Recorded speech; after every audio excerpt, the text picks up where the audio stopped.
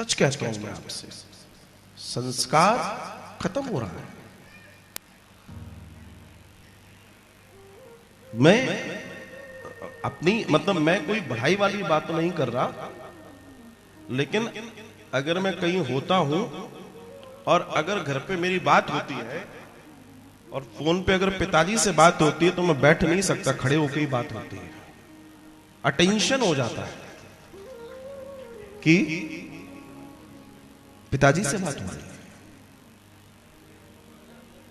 और आज क्या समाज आ गया है, कैसा दर्शन हो गया है, कैसी स्थिति आ गई है, आप विचार करो।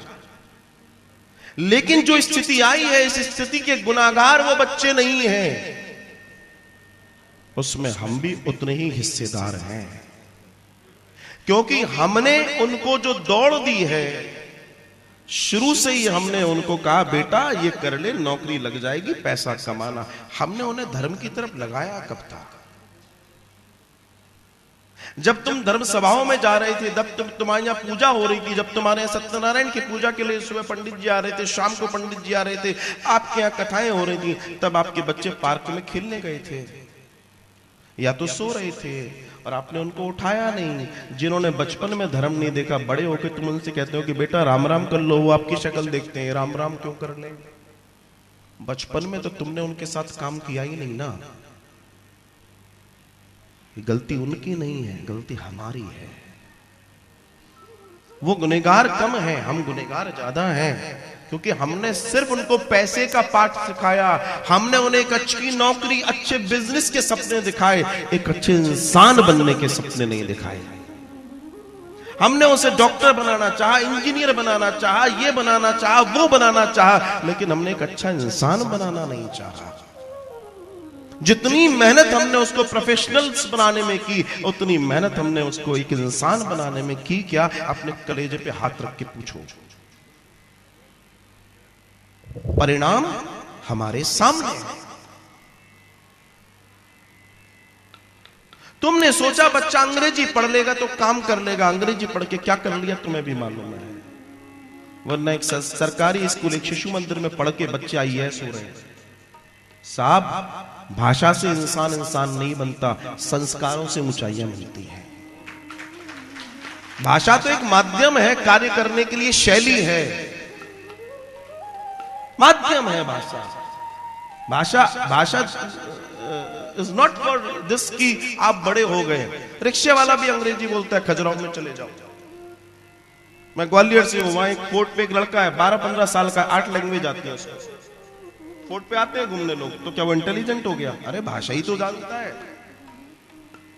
लेकिन तुम्हें लगता है अगर बच्चा महंगे इंग्लिश स्कूल कॉन्वेंट में नहीं पढ़ेगा, पढ़ा लो, उसके बाद परिणाम तुम्हारे सामने है। मैं ये नहीं कहता कि बच्चों को अच्छी शिक्षा ना दो, बेहतर से बेहतर शिक्षा दो, लेकिन बच्चा 16 घंटे तुम्हारे पास भी है, तुम्हारा प्रभाव ज्यादा होना चाहिए, बाहर का प्रभाव कम होना चाहिए। तुम्हारा प्रभाव ज्यादा होना चाहिए। तुम्हारा प्रभाव कहां चला गया? पता है क्यों चला गया? क्योंकि तुम में प्रभाव ही नहीं है।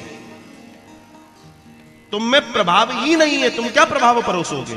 तुम खुद खोखले पड़े हो, तुम खुद जीरो हो। समस्या ये है, समस्या कोई और नहीं है। राम तो वो बनाएगा जो दशरथ होगा, जो दशरथी होगा, जिसने 10 इंद्रियों को वश में कर रखा होगा, वो राम बना सकता है। जब तुम कुछ नहीं हो तो तुम क्या बनाओगे? जो तुम हो तुमसे नीचे ही जाएगा परिणाम, ऊपर कहां से चला जाएगा? धर्म स्वभाव में जाओ, बच्चों को लेकर जाओ, नन्हे बच्चों को लेकर जाओ, उदम मचाएंगे, कुछ करेंगे, प्रैक्टिस तो पड़ेगी यहां आने की जाने की, लालच तो होगा, प्रसाद मिलेगा, टॉफी मिलेगी, ऐसे ही ले आओ।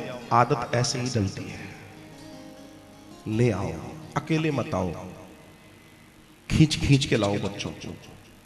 ये सभाएं आपके लिए जितनी ज्यादा जरूरी नहीं है, आपके औलादों के लिए ज्यादा जरूरी है। उनके लिए कीजिए, उनके लिए महान दर्शन पैदा कीजिए, वरना कृष्ण का जन्म कैसे होगा? आप सोचो समाज कहां पहुंच गया। आने वाले समय में मौसी नहीं होगी, बुआ नहीं होगी, और आने वाले समय में क्या, आज के समय में रिश्ते खत्म हो रहे हैं। ताऊ नहीं होंगे, ताई नहीं होगी, क्योंकि एक या दो, अब तो दो से भी लोग पीछा छुड़ा रहे हैं।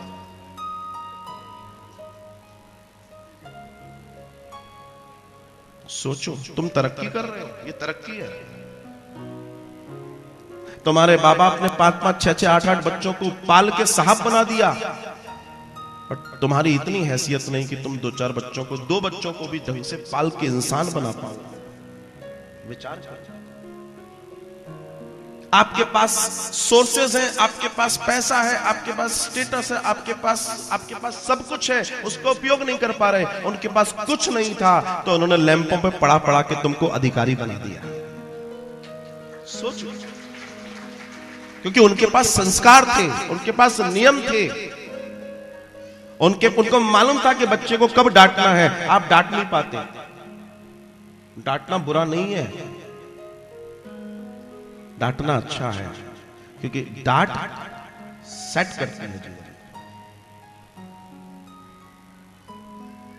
पहले तो घर वाले इसलिए निश्चिंत रहते थे कि बेटा तू मेरी नहीं मान रहा, चिंता मत कर, आज तेरे मास्टर से कह के आऊंगी, इतनी पिटाई लगेगी तेरी, इतना मुर्गा बनेगा तू कि राइट हो जाएगा। भय होता था उसको। अभी तो मास्टर को भय हाथ न लग जाए, तो जब मास्टर को भय हाथ न लग जाए तो क्या निर्माण होगा। भय बिन होत न प्रीत, ऐसे नहीं कह गए वो लोग, महान लोग। अब भय बचा कहां है। जब भय नहीं है तो निर्माण कहां से होगा, निर्माण नहीं होगा। इसलिए महान बच्चे पैदा होना बंद हो गए। पैसा कमाना महानता नहीं है, तो सब कमाते हैं, कोई बहुत बड़ी बात नहीं है। मकान बनाना महानता नहीं है, बड़े बड़े रेस्टोरेंट होटल में पार्टियां करना महानता नहीं है, किटी पार्टी करना महानता नहीं है। ऐसी कथाएं करो, ये महानता है। जहां आपका सर्वांगीण विकास हो, जहां आप अपने धर्म के बारे में जान पाओ, जहां आप अपने बारे में जान पाओ। और जो इंसान अपने और अपने धर्म के बारे में नहीं जानता वो कुछ नहीं जानता, वो कुछ नहीं जानता। और वही दर्शन है। इसलिए मैं भी शस्त्र और शास्त्र की बात कर रहा था, इसलिए कर रहा था। यही मेरा कहने का दर्शन है, और यही आप भूल गए, और यही आपका काम था जो आप भूल गए। यही वो समस्या है जिसे समझना है।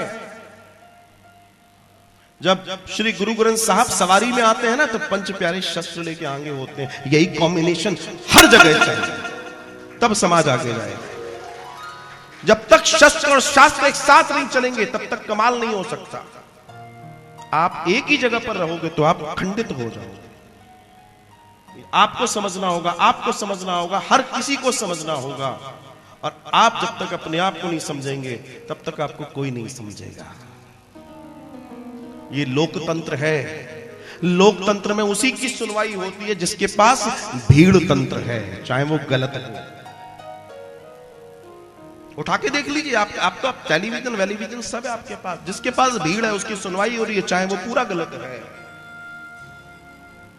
समझिए, जानिए, और अपने राम, अपने कृष्ण, अपने गुरु, अपने नानक, अपने गोविंद सिंह जी के करीब जाकर देखिए, उनके चिंतनों को देखिए जिन्होंने आज हमें इस लाइफ छोड़ा। क्या उनकी इस परंपरा को हम कितना आगे बढ़ा सकते हैं? न बढ़ा पाए तो उनको मुंह ना दिखा पाएंगे। ये कहना चाहता हूं।